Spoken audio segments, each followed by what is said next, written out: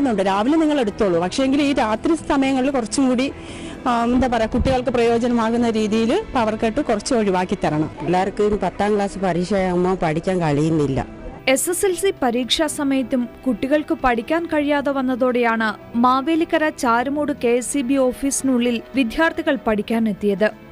കഴിഞ്ഞ 6 മാസത്തിലധികമായി തുടരുന്ന current cut പരീക്ഷാ സമയത്തും തുടർന്നതോടെ രാത്രികാലങ്ങളിൽ കുട്ടികൾക്ക് പഠിക്കാൻ സാധിച്ചിരുന്നില്ല. പേരാവൂർ നിയോജക മണ്ഡലത്തിലെ ചാവശ്ശേരി ആദിവാസി കോളനിയാണിത്. ആദിവാസി പണി വിഭാഗത്തിൽപ്പെട്ട 115 കുടുംബങ്ങൾ ഇരുട്ടിലായിട്ട് 2 മാസക്കാലമായി. ഞാൻ 10ാം ക്ലാസ് പഠിക്കുന്ന വിദ്യാർത്ഥിയാണ്. മെഴുകുതിരിന്റെ വെളിച്ചത്തിൽ നമുക്ക് ഇപ്പോൾ പഠിക്കാൻ ഇതില്ല.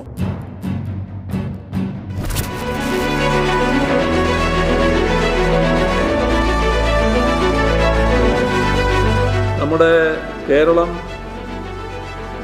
2017 മെയ് 29 ഇന്ത്യയിലെ ആദ്യത്തെ സമ്പൂർണ്ണ വൈദ്യുതീകൃത സംസ്ഥാനമായി പ്രഖ്യാപിക്കപ്പെട്ടു. പവർ കട്ടും ലോഡ് ഷെഡിങ്ങും ഇല്ലാതെ വൈദ്യുതി വിതരണം ചെയ്യും എന്തായിരുന്നു മറ്റൊരു വാഗ്ദാനം.